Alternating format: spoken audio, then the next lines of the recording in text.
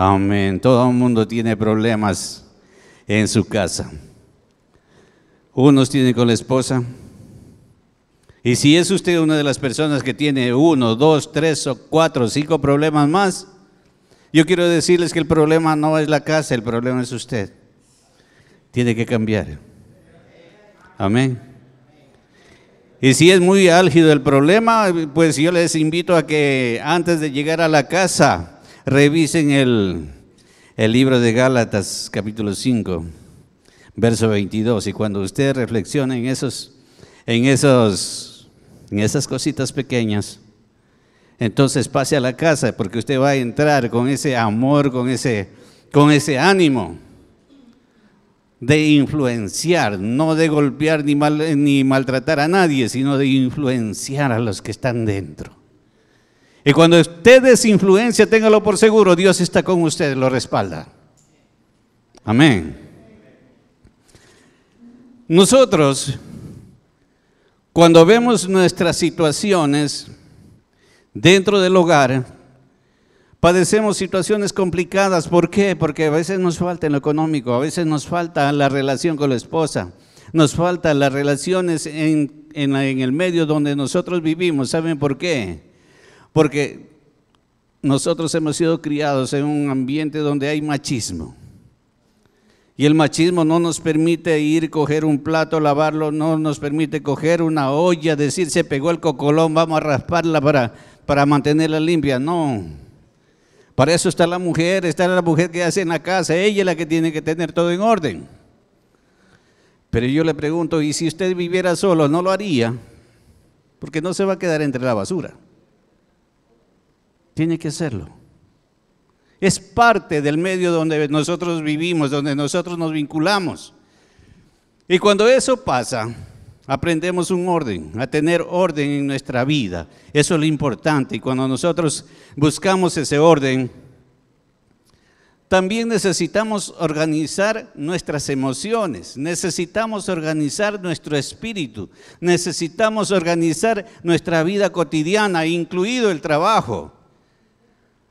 Porque muchas de las veces yo soy uno de los que decían, no, es que con mi trabajo no se metan porque allá es otro mundo donde yo vivo. Yo quiero invitarlos a que reflexionemos y veamos incluso el modo donde uno trabaja, que uno se esmera para hacer cosas grandes dentro de la casa. O sea, usted trabaja para usted, para su familia, y quiere llevar cosas las mejores a la casa, pero dentro de esas cosas mejores a nosotros nos salen las cosas mal. Y cuando llegamos con ese fruto del trabajo a la casa, a veces la esposa le pregunta y dice, ¿trajiste hoy día algo? No. ¿Y ahora cómo comemos mañana? Y se armó el problema. Y cuando se arma ese problema no es que contamina solamente los dos, sino que se contamina todo el ambiente, porque el rostro que usted ponga dentro de su hogar ya no es el mismo. Y eso nos hace variar. Nos volvemos personas totalmente, a veces hasta intolerables, porque pensamos que hasta el perro tiene la culpa porque también se comió. Y queremos patearlo al pobre perro. Las mascotas, esos son los que pagan los platos rotos en algunas veces. Dios a nosotros nos puso aquí como seres humanos en los que le dijo a Adán, enseñoréate sobre toda la tierra. Y eso tenemos que tener claro, que el enseñoreamiento de nosotros no solamente es para que nosotros nos gocemos, sino que tengamos también obligaciones de cuidar lo que Él nos confió. Y cuando nosotros participamos, dice enseñorearnos, dice no es que yo vengo a gozar, vengo a disfrutar de lo que Dios me dio, pero disfrútelo también de la otra parte, porque si usted es cuidador, usted es el administrador, tiene que tener control de aquellas pequeñas cosas que nos toca pagar un esfuerzo para sostener, para mantener. Hoy quiero hablarles de lo que es bendecir a nuestra siguiente generación, no a la tercera generación. Usted, cuando ha bendecido su vida, aprende a bendecir a sus hijos y sus hijos aprenderán a bendecir a los hijos, o sea, a sus nietos. Amén. Cuando nosotros tomamos una relación de la Biblia, porque para esto tenemos que tener bien claro de que la Biblia es nuestro catálogo, digámoslo así, para un estilo de vida saludable delante de los ojos de Dios. Y cuando nos ponemos delante de los ojos de Dios, tenemos que entender de que intentamos ser rectos, porque en sí, en alguna parte nosotros fallamos. Y cuando nuestros padres nos han bendecido, quizás con desconocimiento, pero trataron de hacerlo mejor. Pero a nosotros no nos pareció bien lo que ellos hicieron. Y vivimos resentidos, vivimos amargados. No, es que mi padre me obliga, mi padre me enseña, mi padre hizo esto, mi padre hizo lo otro. Y dentro de nuestro corazón hemos guardado resentimientos. Yo quiero decirles que ya perdonaron a sus padres. Ya le dijeron, papá, te perdono. Yo creo que es difícil. Muchos dicen, no, mi papá ya no está. Pero delante del Señor vaya y dígale, papá, perdóname. Yo les digo, y tengo una experiencia. Mi papá cumplió anteayer 3 años de fallecido. Y él conmigo se manifestó de una manera muy, ¿cómo les diría? Una manera castigadora. Me castigaba de mañana, al mediodía y en la noche por si acaso. Era como Job. Y entonces yo tenía todo completo. Pero a veces me salía mal alguna cosa y era otra adicional. Pero yo crecí con mucho resentimiento, tanto así que yo a los 15 años, mi papi tenía una finca, él me llevaba a la finca desde muy pequeño. Afilé mi machete, pero parecía que me iba a cortar la barba ya. Lo afilé bien, yo dije, de hoy no pasas. Fui con esa intención, yo decía, el rato que está rozando yo voy con el machete y le corto la cabeza. Esa era mi idea. Y Dios hace las cosas justo en el momento exacto. Por eso ese libro de Eclesiastés me impactó cuando dice, todo tiene su tiempo. Y ese día, Él me llama, me pone el brazo sobre el hombro y me dice, vamos, mi hijo, ayúdame a trabajar. Esas palabras me quebraron y nunca más lo volví a ver como un padre castigador. Aunque después seguí en lo mismo, pero ya nunca más lo vi como un padre castigador, sino como un padre que sí me quería. Y esa parte es la que nosotros tenemos que trabajar, porque los resentimientos nuestros nunca tuvimos tiempo para decírselo a Él. Porque yo nunca le dije, papá, que a mí me dolía lo que tú me pegabas. Y a veces no tenía la razón para pegarme. Y cuando nacieron mis hijos, se volvía a repetir la película. Yo no era cristiano. Mis hijos muy pequeños, mi hija, bueno, ella no fue tanto, pero mi hijo varón, él, para darle de comer, tuve que esperar 6 años, tener paciencia. Y era difícil para mí porque en realidad me desesperaba el hecho de que no comía. Era tan flaquito que si ustedes lo veían a Pinocho con Gepetto, él parecía Pinocho porque el pantaloncito le bailaba de un lado al otro. Y ya tenía 5 años, iba para 6 años y era así. Y me compré un látigo, le castigué. Y me dio pena de ver que la Beta le marcó las piernas. Le hizo unas ronchas iguales a las que mi papi me dejaba. Y me dolió. No volví a castigarle, el muchacho aprendió a comer, pero cuando de nuevo se volvió a repetir, cuando en la escuela me reclamaban a mí que el niño no estudiaba. Y me mandan a ver.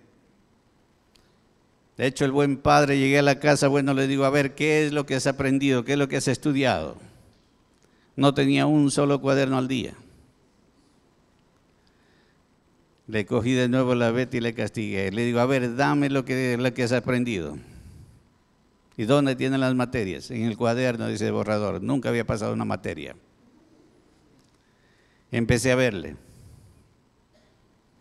Y así como estaba escrito en el cuaderno de borrador, así me dio todo. Todo. Lo que era matemáticas, ciencias naturales, lenguaje, todo.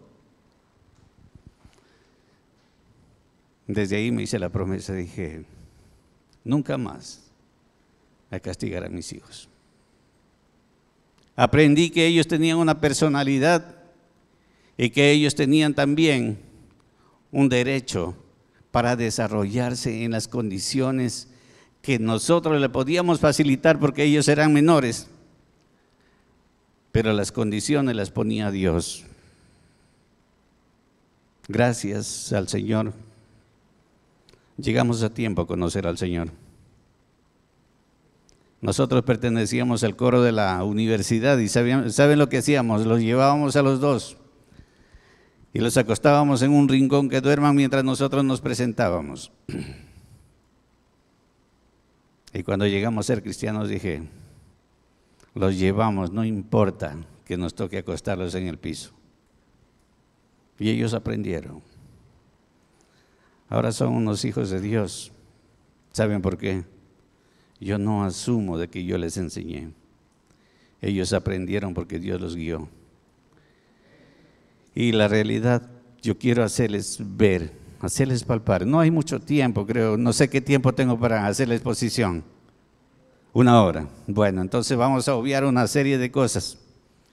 Pero yo quiero llegar a hacerles entender a cada uno de ustedes de que, por ejemplo, nosotros como padres vivimos con esos resentimientos dentro de nuestro corazón y todavía nos flagelan de vez en cuando tenemos que vivir situaciones parecidas, cuando nosotros nos relatan circunstancias parecidas y decimos, es que yo viví esas situaciones, es que yo pasé por esas circunstancias y su corazón siente dolor.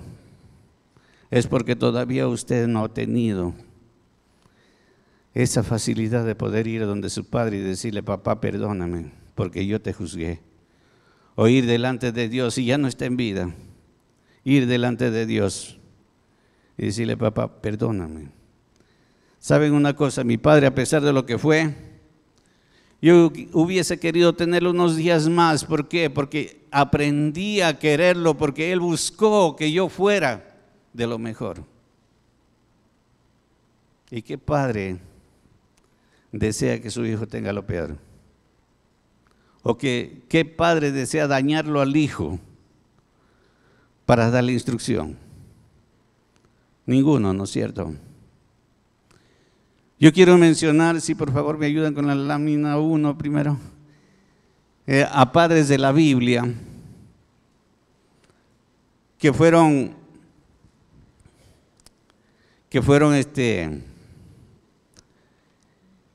ejemplo para nosotros en la Biblia, pero como padres no fueron muy tan buenos que se diga.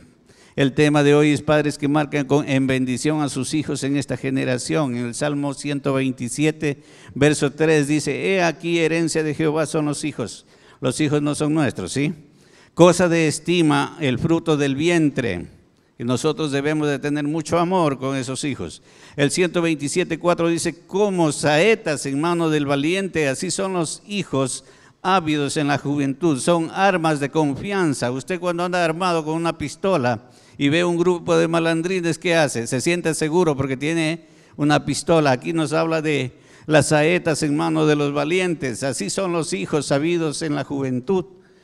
En el 127:5 dice: bienaventurado el hombre que llenó su aljaba de ellos, no será avergonzado cuando hablare con los enemigos en la puerta. El hombre que llenó su aljaba de ellos, dice, no es la cantidad de hijos. No es la cantidad de hijos, porque después ya salen, dice, me voy a trabajar a otro lado y deja botando a todos los hijos.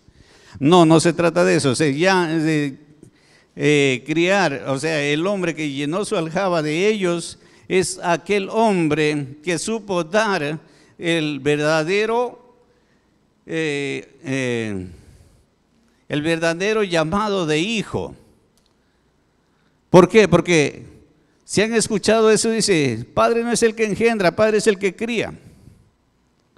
Si usted lo engendró a su hijo, pues aprenda a criarlo bien, para que realmente ese hijo no quede en un resentimiento, porque muchos, hablando de nosotros, guardamos resentimiento porque mi padre no estuvo cuando yo lo necesité. Y ese es un resentimiento que se crea dentro de nosotros con la finalidad de que no se cumplieron los deseos que yo tuve. Y queremos mostrar a un hijo bendecido cuando nosotros no hemos sanado el corazón de los hijos. Por favor,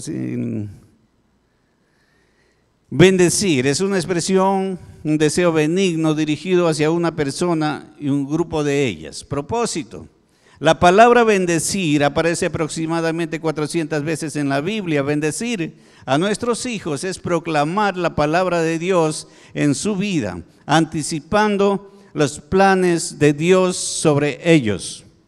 Las palabras de bendición son semillas que se siembran y tienen un efecto multiplicador. Aquí una parte del Mateo capítulo 13, el verso 8 dice: pero parte cayó en buena tierra y dio fruto, cual a 100, cual a 60 y cual a 30 por uno. De pronto dicen, no, pero esa parte de esa parábola se aplica solamente a las semillas. No, usted es el árbol. Usted es el árbol. Y usted dio semilla. Y esa semilla se cayó en la tierra que usted dispuso que crezca. Amén. ¿Por qué? Porque usted es el sembrador.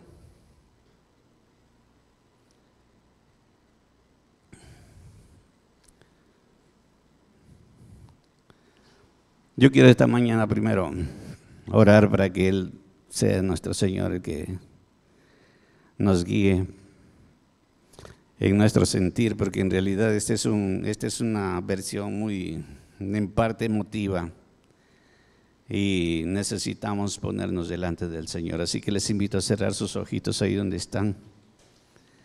Y la mayoría somos padres, y pongamos esa verdad nuestra, porque esa verdad nadie la conoce, solo Dios y usted. Pongámosle delante de nuestros hijos. Así que, Padre Celestial, en el nombre de tu Hijo Jesús, Señor, venimos aquí delante de tu presencia, buscando que tú hagas tu propósito, Señor, así como tu Santo Espíritu nos instruye, Señor, en nuestra conciencia, en nuestro sentir, en nuestro pensar. Padre, esta mañana instrúyenos en tu palabra y danos ese sentir de ser padres para bendecir a nuestros hijos y hacer que tu iglesia, Señor, sea cimentada sobre la roca, y hacer sentir, Señor, que tu palabra y tu voz se escuchen no solamente en esta generación, sino que cada generación lleve escrito en su corazón tu palabra, y que podamos vivir sustentados de tu presencia. Gracias, Señor, porque tu grande amor se expresó en la sangre de tu Hijo Jesús, que fue derramada en la cruz del Calvario. Pero Padre, con esa sangre nos cubrimos para que tu nombre siga haciendo, Señor, generaciones que puedan vivir de gloria en gloria delante de ti, Señor. Gracias, Señor, en el nombre de tu Hijo Jesús. Amén y amén. Como les decía, Aquí las palabras de bendición son semillas que se siembran y tienen un efecto multiplicador. Mateo 13:8 dice, pero parte cayó en buena tierra y dio fruto, cual a 100, cual a 60 y cual a 30 por uno. De ti depende ese fruto que vayan a recibir, porque los hijos son semilla tuya, tú eres el árbol plantado, pero tú también tienes que ver los simientes donde está plantado tu árbol, porque si en el momento que tú fijas que la tierra es árida, el árbol no va a dar mucho fruto si es que lo da, o si no de pronto se secará el árbol. Pero ese árbol yo quiero que mentalices que esa es tu vida, que ese eres tú. Y muy aparte de lo que decía hace rato en el preámbulo, el resentimiento que tú recibiste de parte de tus padres, eso se guarda bien al fondo del corazón, porque decimos, no, ya no está, yo ya he hecho mi vida. Yo tengo mi trabajo, tengo mi esposa, tengo mi casa, tengo mis hijos. Pero esos resentimientos hacen que las actitudes se vuelvan a repetir en tus hijos, en tu esposa, o a veces no se repiten en ellos, pero de alguna manera se repiten en los sobrinos, se repite en las personas que están allegadas, en los que son tu prójimo. De manera inconsciente, esto no es que yo, como mi padre era así y me dio así esa oportunidad. Inconscientemente usted procesa la misma situación en la vida de los demás. Y si usted es un hijo de Dios, tiene que ser un padre sano, un hombre con una dignidad que pueda plantarse delante del Señor y darle a Él la gloria y la alabanza. Porque no solamente es de venir y darle la gloria y la alabanza aquí. Dice que alabe todo lo que respira, alabe a Dios, ¿no es cierto? Y cuando se trata de alabar, se alaba uno con el trabajo, con lo que usted dice en su casa, con lo que usted conversa con sus amigos, cuando usted conversa más que sea con la mascota. Alabe a Dios. Y si usted tiene esa capacidad de ser ese alabador con todas esas circunstancias, entonces está usted en la capacidad de ser buen árbol para producir buen fruto y en buena tierra. La siguiente, por favor. Yo quiero mencionar aquí las actitudes. Por ejemplo, aquí tenemos el caso de Jacob. En Génesis 37, 37 del 2 al 28 dice, bueno, le vamos a hacer algo rápido. José, de edad de 17 años, apacentaba las ovejas con sus hermanos, informaba a su padre la mala fama de ellos. En el 37:3 dice, llamaba Israel a José más que a todos sus hijos. En el 37:4 dice, a sus hermanos les aborrecían. En el 37, verso 11 dice, le tenían envidia. En el 37, verso 24 dice, y le echaron en la cisterna. En el 37:28 dice, y cuando pasaban los madianitas mercaderes, se le vendieron a los ismaelitas por 20 piezas de plata y llevaron a José a Egipto. Yo quiero hacer hincapié en esta situación. Por ejemplo, ustedes se dan cuenta, José era el hijo más querido de Jacob, y Jacob cogió y le hizo una túnica, dice, de multicolor, cosa que los demás hijos no tuvieron. Pero miren, a esto yo quiero ir, y esto se refleja en cada uno de nosotros. Decimos, no, es que ese es mi hijo preferido, y le damos preferencias en atenciones, pero no sabemos qué preferencia le estamos dando en su corazón. Y esa preferencia que usted le hace delante de los demás está creando brecha entre los demás y al preferido. Entiendan ustedes que aquí lo que hace Jacob, él le da preferencia a su hijo, pero a los hijos los volvió envidiosos, a los hermanos.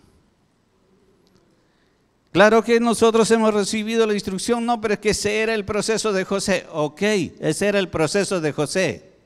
Pero si hubiese sido en otras circunstancias, no hubiese tenido que pasar de que fue botado en el pozo. ¿Por qué Jacob no lo mandó a Israel y de pronto ir que trabaje con con el gobernador de Egipto y ahí podía haber ascendido porque él ya tuvo un sueño. Dice que todos se inclinen delante de él, decía en el sueño. ¿Y por qué Jacob dijo, no tuviste ese sueño? Entonces ándate a Egipto, por ahí puede estar el chance. No. Entendemos que era parte del proceso, pero él no tenía por qué pasar estas circunstancias en que los hermanos le aborrecían. Ellos no sabían la hora, intentaron matarlo, pero por la misericordia de Dios no lo mataron. Y José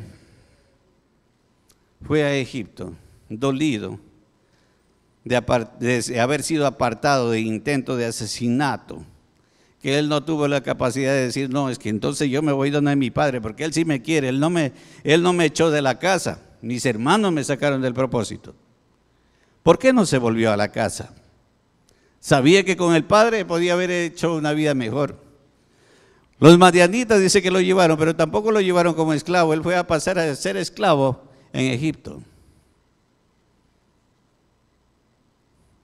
Y esas circunstancias son repetitivas en nuestra vida.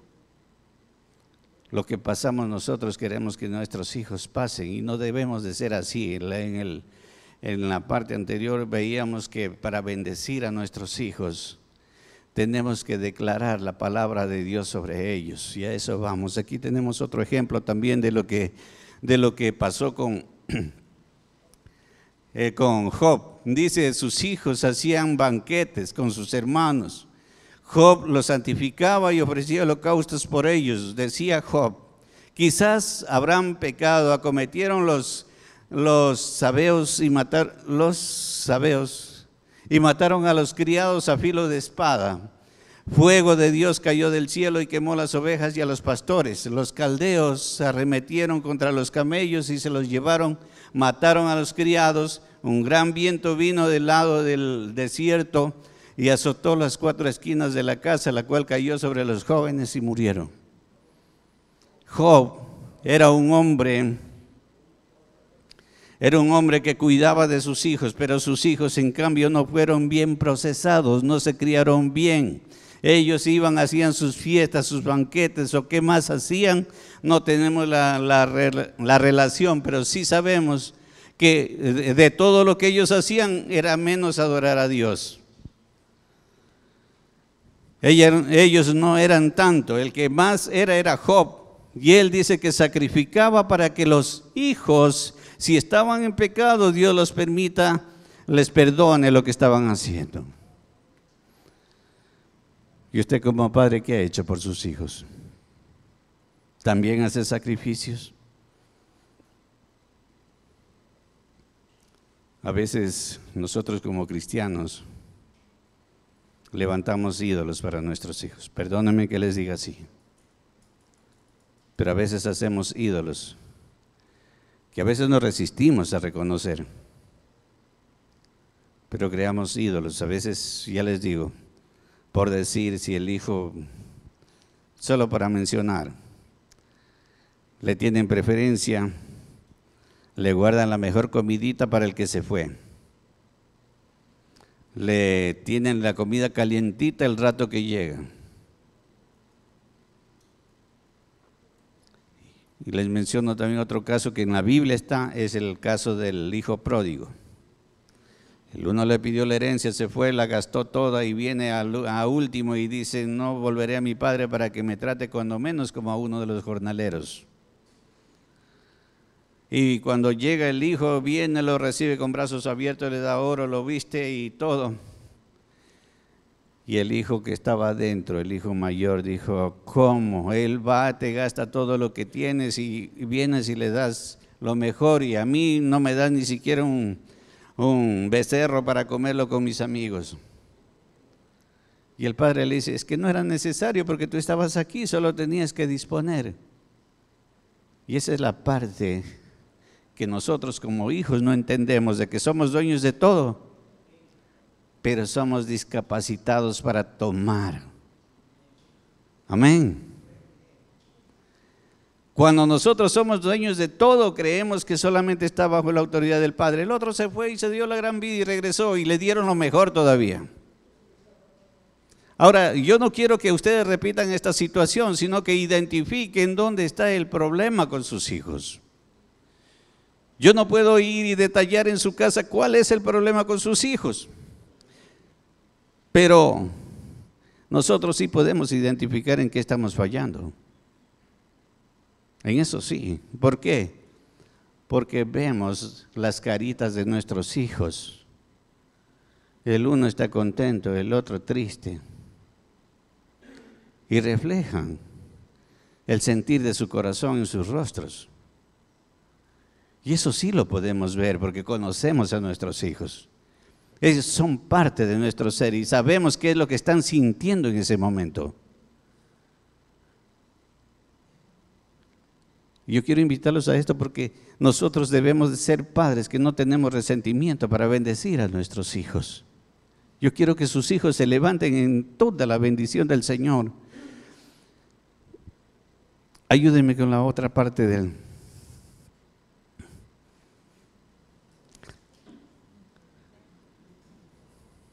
Vuélvame al que estaba, así, para leer la última parte nomás.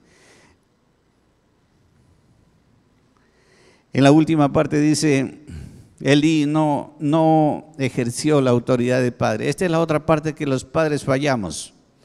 No saber ejercer la autoridad de padre. Muchos dicen, no, es que mis hijos son mis mejores amigos. No, señor. El hijo no puede ser su mejor amigo. Usted es su autoridad, primeramente. Después, él nació de usted. El árbol no puede tomarse de su misma semilla para fructificarse. La semilla crece sola y aparte del árbol grande, ¿no es cierto? Y cuando hablamos de la reproducción, el árbol podrá darle sombra. Puede que esté cerca del área donde está el árbol principal.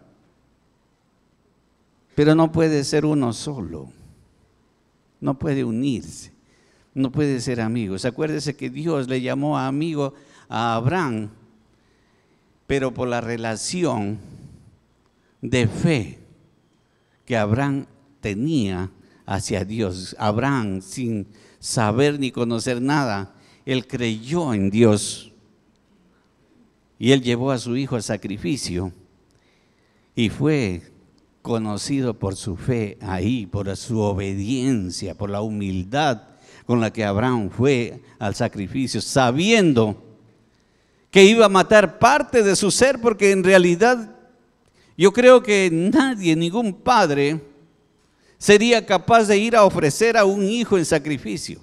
No lo haríamos. Muchos padres dicen, Señor, llévame a mí en vez de mi hijo. No lo va a hacer el Señor. Es el proceso para cada uno. Hay muchas personas que a veces sus hijos adquieren enfermedades y dolorosamente tienen que irse porque a veces es un cáncer o son enfermedades que son incurables. Y los padres van y dicen, llévame a mí, dale lo que es de mi vida, dásela a mi hijo para que él siga viviendo. No va a suceder. Eso no pasa, ni siquiera de broma se lo diga al Señor. ¿Por qué no lo va a hacer? Todos tenemos que tener un proceso. Y ese proceso puede ser para el padre o para el hijo. Pero de ese proceso no se lo quita ni Dios mismo. Porque es la parte donde usted tiene que aprender. Y si usted aprende a tiempo, las cosas se dan a tiempo. Y si no, y si usted cierra su entendimiento, no quiere vivificar a Dios en su vida, entonces está perdiendo su tiempo. Porque Dios sí hace las cosas diferentes, Él sí las cambia. Él sí va a cambiar las circunstancias. Pero pedir que cambie su vida por la de su hijo, eso no va a pasar.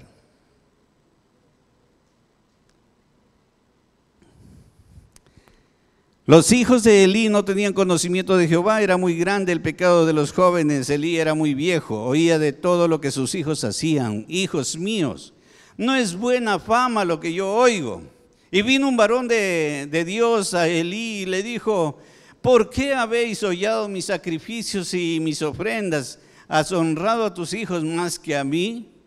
Verás tu casa humillada y no habrá anciano en tu casa. Los nacidos en tu casa morirán en la edad viril. Viril es en la edad joven. Y te será por señal esto que acontecerá en tus dos hijos, Ofni y Finees, ambos morirán en un día. Amados hermanos, Elí era padre, pero padre permisivo. Les decía: no, todo lo que ustedes hagan está bien. Y cuando le llamaron la atención, él no fue capaz de poner orden en su casa, sino que sencillamente les dijo: mira lo que están diciendo de ti. Usted como hijo, para defenderse, ¿qué le dice? No, eso es pura habladuría. La gente que es chismosa viene, habla y cuenta y dicen cosas que no tienen razón. Pero la realidad era otra, la que le estaba viendo el profeta, el que le vino trayendo el aviso de que sus hijos se estaban haciendo mal. En la actualidad, nosotros podemos escuchar a los amigos: no, mira que tu hijo está haciendo malas cosas. Y nosotros somos vigilantes, le digo como padre, mis hijos ya son adultos. Pero sin embargo, uno como padre es vigilante de las circunstancias. Mi hijo tiene 31 años, él trabaja en un colegio ahí cerca de la casa. Y cuando alguien me menciona algo, tiene que hablarme con fundamento. Porque si no me habla con un fundamento claro en lo que yo pueda creer, entonces yo descarto lo que me están diciendo. Pero si me dicen algo con un fundamento claro, con algo que me lleve a mí a probar de que en realidad está cometiendo un error, entonces yo sí voy donde mi hijo y le digo: hijo, ¿qué pasó? ¿Qué está pasando contigo? Para poder corregir su camino a tiempo. Eso no es reprenderlo, sino poder corregir su camino a tiempo. Que no suceda lo que pasó con los hijos de Elí. Ahora sí, por favor, la siguiente lámina.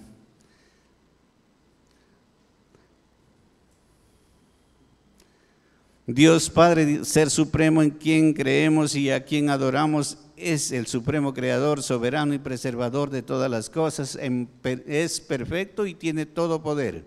Padre terrenal, el varón en respecto a sus hijos, viene del latín pater, jefe de familia, protector y defensor. Esas son las definiciones de Dios Padre y la definición de un papá, donde el padre terrenal dice varón en respecto a sus hijos, o sea, padre es usted porque los tuvo a sus hijos. Dice, viene del latín pater, jefe de familia, cabeza de hogar. Luego dice protector y defensor. Protector, ¿por qué? Porque usted es como la gallina con sus pollitos, a todos los mete bajo sus alas, sean buenos o malos, pero ahí permanecen.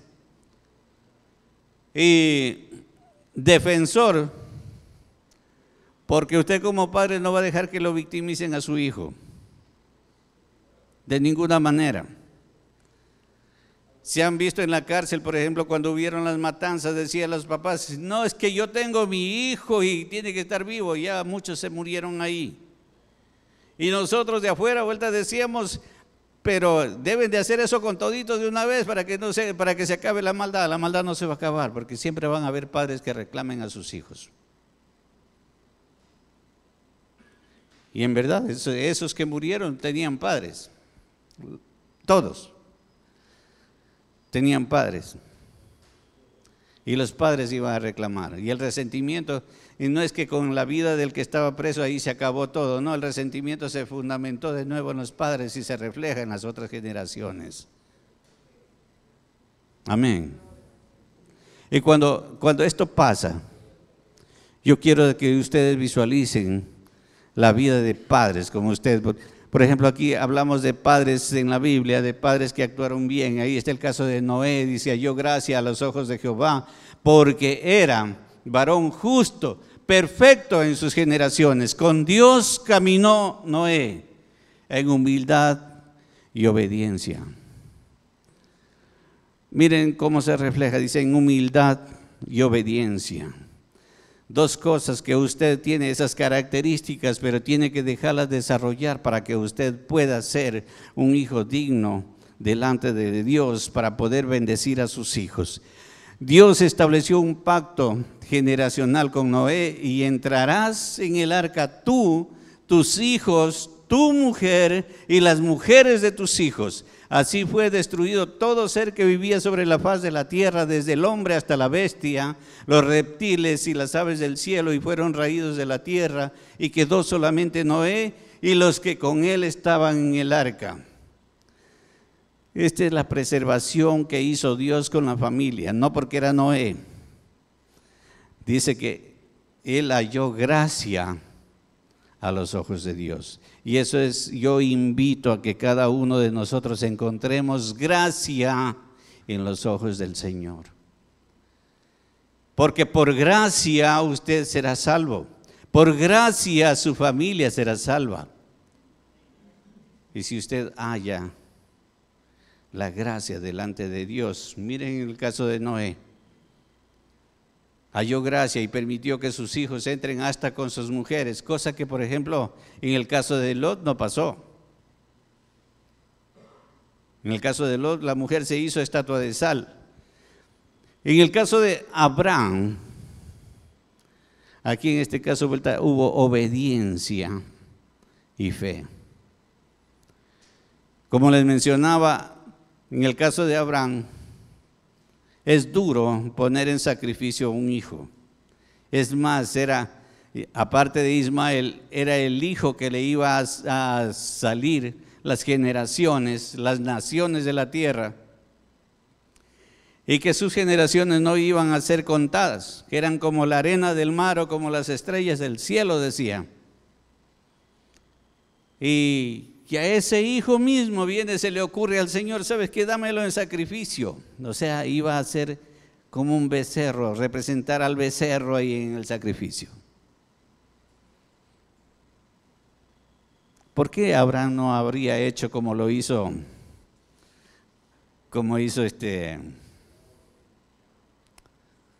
Jonás? Vino Dios, lo habló a Jonás, y Jonás sacó la vuelta y se fue por otro lado. Y Abraham, cuando le dijo: ¿sabes qué? Anda, ofrécemelo a tu hijo en sacrificio, ¿por qué no se habrá ido a otro lado? Él sabía que no podía huir de Dios, pero también sabía que lo que le estaba pidiendo el sacrificio era algo duro. Y coger, dice que enalbardó al asno, lo puso la leña, todo, y lo puso a su hijo encima. Ahora sí, vámonos, que eres el sacrificio que voy a dar a Dios. Les dolía en el alma, digo en el alma porque él también era emocional. Él también tenía emociones, y qué dolor que sería de saber que llegó, puso la leña y lo fue a acostar a su hijo. Cuánto dolor, cuánto lo pensaría para hacer eso. Y cuando el hijo le pregunta: ¿y dónde está lo que vas a sacrificar? Abraham no le dijo: eres tú. Dios proveerá el sacrificio. Y ese sacrificio que Abraham iba a hacer fue una muestra clara de su obediencia a Dios. Y producto de la obediencia, estamos todavía aún hasta nosotros. Amén. ¿Por qué? Porque si no hubiese sucedido tal cosa, hubiese sido Abraham en otro nivel de fe, no hubiese sido la generación como la arena del mar, no hubiese sido la generación como las estrellas del cielo, no. Para él estaba una promesa y un pacto que se iba a cumplir, y ese pacto usted todavía lo tiene. Usted no es que ya ahí se acabó y se borró, usted tiene ese pacto, pero usted es el causante de que sus generaciones se trasladen de generación en generación, porque la bendición que usted derrame sobre sus hijos será en gran manera fijada sobre la vida de los hijos y los hijos de los hijos. Así nos habla la palabra. Entonces vamos a demostrarle obediencia a nuestro Señor. Vamos a darle ese carisma que nosotros creemos que tenemos, pero que en realidad es el Espíritu Santo moviendo su vida. Vamos a aplicarlo sobre nuestros hijos. Vamos a la siguiente.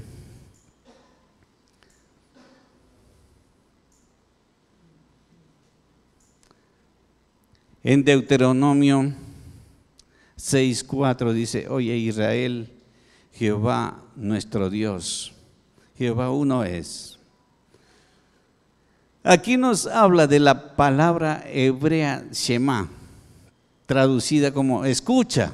Es un recordatorio del gran mandamiento que es la confesión de fe, que el Señor es nuestro Dios, el Señor es uno.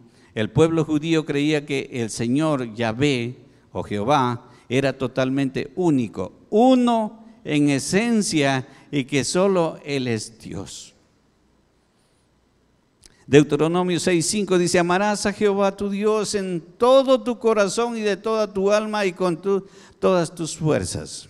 Nuestro deber es responder a su amor.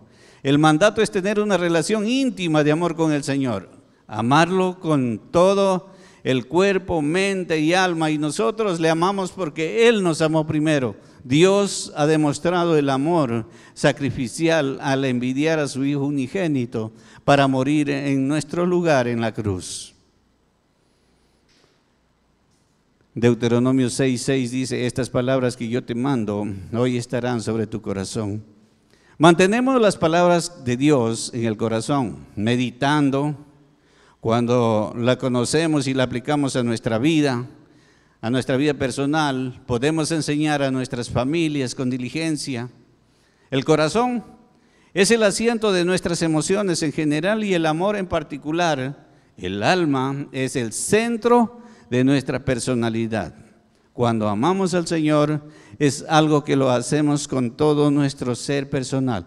En esta parte donde dice: y el amor en particular, el alma es el centro de nuestra personalidad, yo quiero que nos demos cuenta en la relación que existe, en que usted como persona, claro, es un ser viviente, pero el que nos influye a ser esos seres que nos movemos, esos seres que conversamos, esos seres que nos relacionamos como los demás, es el alma en sí. Las emociones que usted tiene, esas son las que le motivan a usted a relacionarse con los demás, pero no es el predominante, porque el que predomina es el espíritu en usted, para que usted tenga la actitud correcta delante de los demás. Y el espíritu sobre su alma va a hacer que usted tenga una actitud correcta en sus hijos. En Deuteronomio 6:7 dice: y las repetirás a tus hijos y hablarás de ellas estando en tu casa y andando por el camino y el acostarte y cuando te levantes. La idea de enseñar a los hijos por la repetición es para que sea tema de conversación, tanto dentro como fuera de casa, desde el comienzo hasta el final del día. Se trata de un mandamiento con la idea de un proceso de enseñanza para discernir la palabra de Dios a vivir en una sociedad pagana. El Padre está enseñando de su estilo de vida, que es parte de la naturaleza espiritual nueva en Cristo. Estamos hablando de su relación con las demás personas. Usted es espiritual en Cristo. Hay muchos espirituales, pero no son en Cristo. Pero usted es en Cristo. Por tanto, nosotros tenemos que guiarnos en lo que Cristo hizo por nosotros, en lo que el Padre entregó a su Hijo, para que nosotros tengamos con dignidad esto que estamos pasando. Amén. El otro verso dice: Deuteronomio 6:8, y las atarás como una señal en tu mano y estarán como frontales entre tus ojos. Los rabinos judíos durante los días de Jesús tomaban literalmente este versículo y lo ataban como un amuleto en su ropa.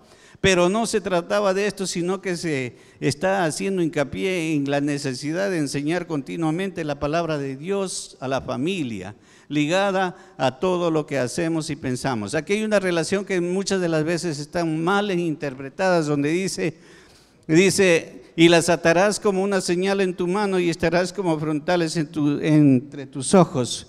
Hay muchas personas que todavía ahora que se llaman cristianos, tienen la costumbre de coger su Biblia y ponerla en el lugar de la casa abierta porque dice que eso es bueno. Esa es una. Aquí los judíos, dice que lo cogían, lo escribían así, lo ponían como un adorno, no como la palabra de Dios, sino como un adorno. Y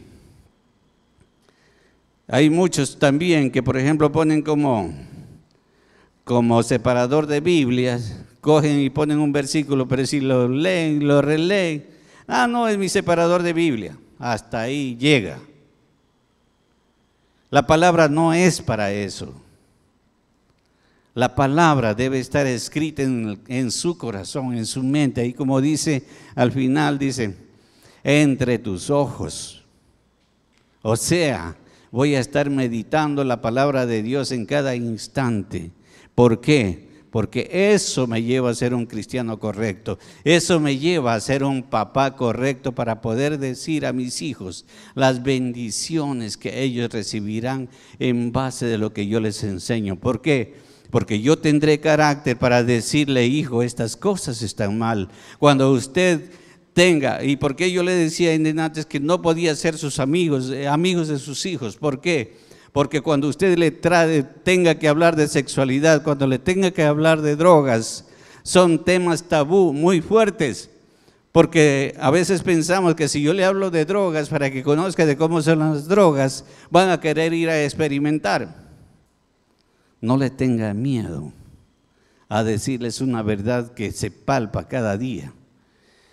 En las relaciones entre hijos y padres debe haber un vínculo de enseñanza, no de esa amistad que voy a hacer con mi hijo. Su hijo no puede tratarlo como un amigo, porque habrá momentos en que usted tiene que corregirle y ahí no van a ser amigos. Ahí le va a guardar rencor su hijo, ahí va a haber un resentimiento. Entonces, en ese momento no puede decir, hoy día eres mi amigo, pero mañana que te corrijo eres mi enemigo. No. Debe ser usted la autoridad de él en todo tiempo, y su hijo tiene que verlo como autoridad toda la vida, con respeto, con amor, sí. Y usted también de igual manera, va a respetar a su hijo. No porque usted es el padre va a faltarle el respeto a su hijo. Tiene que darle la categoría de hijo, porque hijo es parte de usted, parte física.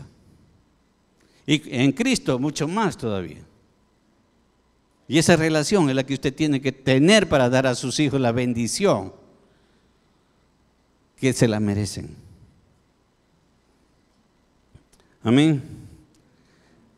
Pasamos a la otra. Hoy ya no hay más. Dice, en esta generación un padre con un corazón conforme a lo de Dios marcan en bendición a sus hijos. En bendición ministerial, Génesis 12:2 dice, y haré de ti una nación grande y te bendeciré y engrandeceré tu nombre y serás bendición. En el 12:3 dice, bendeciré a los que te bendijeren y a los que te maldijeren maldeciré y serán benditas en ti todas las familias de la tierra. Yo quiero que entiendan que haré de ti una nación grande no es de que va a tener altísimos hijos, sino seguidores de la doctrina que tú siembras. Tú le sembraste a Cristo en tu hijo, de seguro que tu hijo va a alabar y glorificar al Padre. ¿Por qué? Porque la bendición no nace solamente verbal, sino nace de ver el ejemplo que me dio mi Padre. Y si usted le enseñó de la doctrina de lo que decía en Deuteronomio 6, relativamente y en esencia, lo que ahí nos da es el compendio de que usted tiene que amar los 10 mandamientos. Enseña a su hijo los 10 mandamientos y su hijo será bendecido para toda su vida. Amén.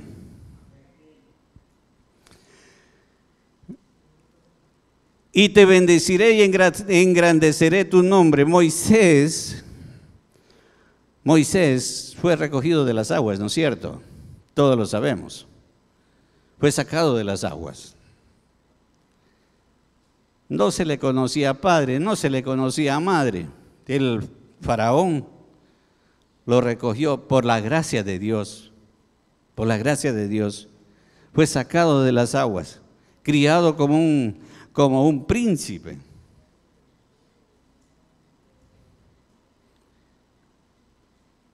Fue criado como un príncipe. Y el príncipe gozaba de todos los privilegios que había en el palacio. ¿Ustedes creen que Moisés no dijo, es que yo no tenía papá, no tenía mamá, por eso soy así? Estaba con todo, tenía de todo. Y ahí pienso que Moisés no se quejaba, pero él buscaba algo más. Por eso nace una relación con Dios. Por eso Dios le habla. Y le dijo, tú vas a ser el libertador de mi nación. ¿Por qué? Porque esa ausencia, aunque él tenía de todo, la ausencia de alguien que le sirva de padre, le hizo ir al Señor. Esa relación lo formó como ese hijo primero, para él vuelta a ser padre de las naciones. Ese es el reflejo de la bendición que usted hace a sus hijos. Hoy bendice a sus hijos y sus hijos bendecirán a sus hijos. Porque eso es lo que usted va a llevar para que las naciones de la tierra sean grandes. No, ya les digo, esencialmente no es una nación, sino la misma familia donde usted tiene sus genes, donde circula su ADN. Esa familia se llama la nación que Dios puso para usted. Amén. En la bendición familiar, Génesis 28:14 dice, será tu descendencia como el polvo de la tierra y la extenderás al occidente y al oriente, al norte y al sur, y todas las familias de la tierra serán benditas en ti y en tu simiente. Los hijos nunca se quedan a vivir eternamente con los padres, así que salen el uno por un lado, el otro por otro lado y se esparcen. Anteayer conversábamos con una amiga de los hijos de la familia de Teo Constante. Ustedes si lo han de conocer, un artista internacional. Una hija se dedica a hacer también lo que hacía el padre. Y esa hija tuvo 5 hijos, varones todos. Y adivinen cuántos se quedaron a vivir con ella. Solo uno. Y eso por no salirse, porque está cómodo ahí. El resto toditos salieron. ¿Y ellos qué van a hacer? A llevar lo que aprendieron de su familia. Pues ellos no son cristianos, pero usted sí es el cristiano. Esa es la diferencia entre una nación y otra. De que usted, al estilo que como Jesús nos enseñó para llegar a ser cristianos, usted va a enseñar a sus hijos, va a dar su palabra, va a hacerle entender lo que va a reflejar a sus generaciones, porque a los que somos casados, encontramos una mujer que ni siquiera tenía nada que ver con nosotros, un ADN diferente, carácter diferente, modismos diferentes, pero sin embargo me gustó mi mujer y ahí estoy. Es que es así, nos unimos a personas que ni siquiera sabemos, nunca las imaginamos. Pero ¿y cuántos años? Yo llevo 37 años ya casado con mi esposa. No sé cuántos tengo usted. discutiendo, peleando, relacionándonos, haciendo paces. Ahí estamos. Gracias a Dios conocimos a Jesús en su tiempo, porque si no, ¿qué hubiese pasado hasta ahora? Yo también viví una vida así igual, común y corriente como ustedes, hasta que llegamos a Cristo y lo tomamos como un fundamento de nuestras vidas. Entonces sí cambiaron las cosas. Y yo sé que cambiaron también para mis generaciones, porque mis hijos bendecirán a sus hijos y se glorificarán en dar a la alabanza y la gloria al Señor. Amén. Dice, y haré con ellos en la bendición espiritual, y haré con ellos pacto de paz, pacto perpetuo será con ellos, y los estableceré y los multiplicaré, y pondré mi santuario entre ellos para siempre, o sea, mi altar. ¿Sí? Ellos no hacían una figura parecida a Dios. Ellos hacían, por ejemplo, Josué hizo 12 piedras. Jacob puso 12 piedras. Ellos no hicieron un altar con adornitos, con el niño Dios, no, nada de eso. Solamente hicieron que Dios prevalezca dentro de su hogar. Amén. Dice, y estaré en medio de ellos mi tabernáculo, y será a ellos por Dios, y ellos me serán por pueblo. Y sabrán las naciones que yo, Jehová, santifico a Israel, estando mi santuario en medio de ellos para siempre. A Dios no le gusta estar solito arriba en el cielo, a Él le gusta estar metido ahí donde está usted haciendo la parrillada, ahí donde está usted reunido con su familia, ahí donde está discutiendo con su esposa, ahí donde está enseñando a sus hijos, ahí quiere estar. Él no quiere estar en el cielo. Amén. Y si Él está con usted, sus hijos son bendecidos. ¿La siguiente?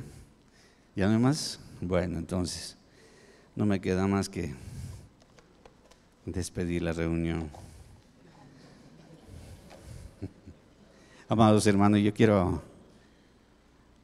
que esta mañana usted renuncie a aquellas cosas que han marcado su vida, aquello que hasta el momento le ha hecho vivir con resentimientos. Y ustedes van a decir, pero no, es que yo ya soy cristiano, desde ahí no hay resentimientos. No, amados hermanos, examinen su corazón. Examinen su corazón. Quizás no esté con sus hijos, con su esposa, con su familia, pero hay algo que todavía carcome en nuestras vidas. Hoy quiero que visualicemos esas iniquidades que vienen de nuestras generaciones.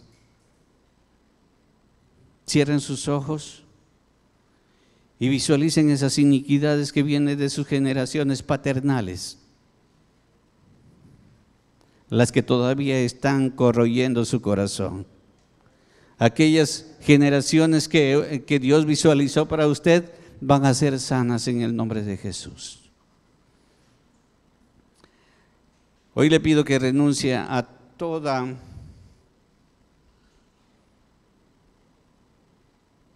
raíz de iniquidad.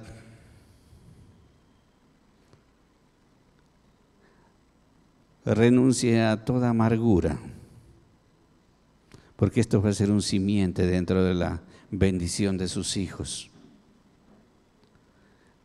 Renuncie a toda maldición generacional.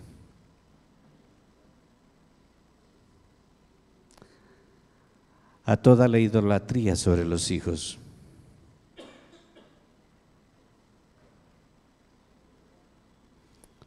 Hoy le invito a que corte todo resentimiento